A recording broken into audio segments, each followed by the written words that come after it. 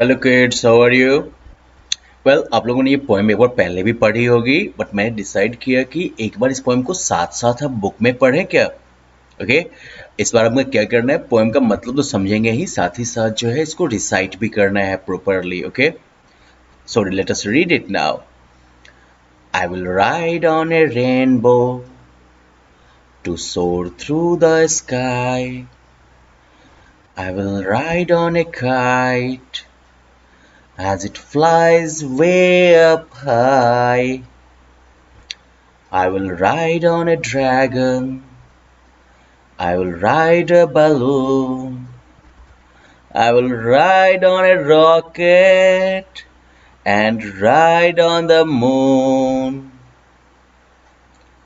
I will ride on the wind and the sun and the stars on floating bananas and flying guitars. I will ride on a cloud and a unicorn too. I will ride in the seat of a magical shoe. But why would I ride on the sun and the stars? It's so much more fun than just riding in the cars. So well, इस तरीके से आपको इस poem को गाना भी है, ठीक है? क्योंकि पोएम जो है वो पढ़ने के लिए कम, वो गाने के लिए ज्यादा होता है, समझे कि नहीं? खैर, अब एक चीज मैं आपको बता दूं कि पोएम में जैसे ये देखा ना, ये चार लाइन एक साथ है ना, इधर ये चार लाइन एक साथ है। पता है इसे क्या कहते हैं? स्टैंजा। जैसे कि स्टोरी पढ़ते वक्त जो है इससे पहले हम लोग sorry joy in the jungle में तो नहीं था paragraph. Let us look at another story and I will show you what a paragraph is. जैसे इधर आप देख रहे हैं ना, तो यहाँ से यहाँ तक ये एक पैराग्राफ होगा, ठीक है? जब स्टोरी या इस टाइप का जो प्रोज जिसको कहते हैं, जिसके स्टोरी और बाकी तरह की राइटिंग आती है, उसमें एक पूरा यूनिट हो गया आपका पैराग्राफ। उसी तरह से जो है पोएम्स में एक पूरी यूनिट एंड दैट इज ओ किधर चला गया, किधर चला गया? यस, तो इसी तरह से जो है पोएम में जो है एक सिंगल यूनिट जो है वो क्या है? स्टैंजा है, ठीक है? और इस पोएम का मतलब तो पता ही ना आपको। आप ही की तरह कोई बच्चा है, वो गा रहा है और क्या बोल रहा है बच्चा कि मैं इंद्रधनुष की सवारी करूंगा और आसमान में तैरूंगा। मैं पतंग की सवारी करूंगा और बिल्कुल ऊपर तक उड़ जाऊंगा। मैं ड्रैगन की सवारी करूंगा, मैं बलून की सवारी करूंगा, मैं रॉकेट की सवारी करूंगा और चांद तक चला जाऊंगा। मैं हवा की सवारी करूंगा और सन एंड द स्टार्स, सूरज और सितारों की सवारी करूंगा।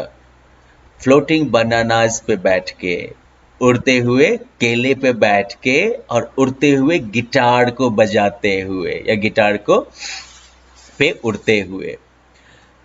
मैं बादल की सवारी करूंगा और यूनिकॉर्न की भी।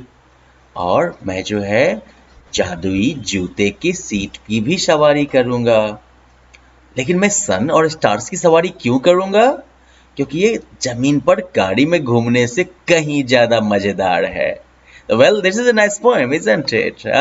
मजा आया? Okay, now just like let us try answering this questions. आप में से कुछ लोगों ने पहले भी किया होगा, but let us try doing it again. What two things will the poet use to ride up high in the sky? Sky में पूरा ऊपर जाने के लिए पोएट जो है क्या क्या यूज करेगा? Check it down. Rainbow and kite, right? Which two things in the third stanza do you find funny? कौन सी दो चीजें हैं थर्ड स्टैंजा में जो कि आपको फनी लगती हैं, मजेदार लगती हैं? Okay, now let us look at the stanza. First stanza, second stanza and third stanza. Okay, good, yes. On floating bananas and flying guitars, है ना फनी? केले के ऊपर उड़ते हुए, गिटार के ऊपर उड़ते हुए, भाई क्या मस्त है ना? इट्स मजेदार। ओके, नेक्स्ट देखो तो, what does the poet decide to do in the end? What does the poet decide to do in the end and why? Poet जो है क्या डिसाइड करता है लास्ट में और क्यों? देखो इसका आंसर ये है, पोएट फाइनली डिसाइड करता है कि वो जो है सूरज और चांद, सूरज और सितारों की सवारी करेगा। क्यों? क्योंकि ये जो है सिर्फ कार वगैरह की सवारी करने से कहीं ज्यादा मजेदार है। ठीक है, इसका आंसर क्या होगा? The poet decide to ride on the sun and the stars because क्योंकि it is so much, it is like much more fun than just riding in cars. Okay, well that is the answer. आप लोग इसको देख के लिख सकते हैं अगर आपने नहीं लिखा है तो। वैसे कोशिश हमेशा करिए कि आंसर्स खुद से लिख लिया करें। ओके, अब यहाँ पर देखो ये बोलता है I will ride in the seat of a magical shoe. तो मैजिकल शू यहाँ पर क्या होगा? डब्बा की तरह होगा, झूले की तरह होगा, चेयर की तरह होगा या ट्रेन की तरह होगा? Ride in the seat of a magical shoe. शू इसमें कैसा होगा भाई? मुश्किल सवाल है ये तो। एक काम करते हैं ना, शू है तो शू में तो मान लो कि पैर बंद होना चाहिए, है कि नहीं? ऑप्शन होना चाहिए। तो किस पे जाओगे आप? चेयर, स्विंग, कैन और ए ट्रेन। अब भाई देखो मुझे तो ज्यादा समझ में नहीं आ रहा है, लेकिन let it be something like chair. तो कब आ रहा है मैंने? Not sure. Right the rhyming words for the following on your own. इनके लिए रॉकेट, आपको राइमिंग वर्ड्स लिखना है अपने मन से। भाई ये तो चलो ठीक है, मैं हेल्प कर देता हूँ। रॉकेट हुआ ना, राइमिंग वर्ड क्या हो जाएगा? अरे आप सबके पास है पॉकेट, राइट? ओके चलो, सीट है तो सीट के लिए राइमिंग वर्ड क्या हो जाएगा? हम सभी के पास है फीट, दो। राइड, राइड के लिए राइमिंग वर्ड क्या खोजूं मैं? वाइड और स्काई। वेल स्काई का राइमिंग तो आसान है, पूरे पोएम में बात कर रहे हैं। फ्लाई। ओके, राइमिंग वर्ड मतलब जिनका अंत जो है ना वो सुनने में एक जैसा लगता है। देखे कि नहीं? रॉकेट, पॉकेट, है ना? या फिर सीट, फीट, ईट हो ना दोनों लास्ट में। राइड, वाइड, हो गया राइमिंग। गुड। ओके, आपको क्या लगता है यूनिकॉर्न क्या है?